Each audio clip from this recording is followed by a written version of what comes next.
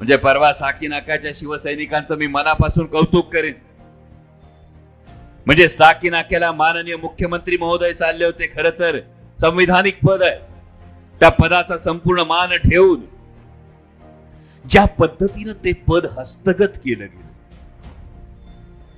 म्हणजे जेव्हा एखादा माणूस जिंकून मिळवतो तेव्हा आदरानं मान झुकते, आणि जेव्हा माणूस जिंकण्यापेक्षा हिसकावून मिळवण्याचा प्रयत्न करतो तेव्हा साकी नाक्याच्या शिवसैनिकांनी जे केलं, माननीय मुख्यमंत्री महोदयांची गाडी चाललेली असताना एका शिवसैनिकानं गद्दार म्हणून आवाज दिला.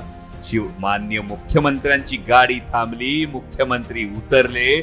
मुख्यमंत्री उतरून त्या शाखेत नसीम खान जे उमेदवार आहेत त्यांच्या ऑफिस पर्यंत गेले, पण एकही शिवसैनिक उठून उभा सुद्धा राहिला नाही.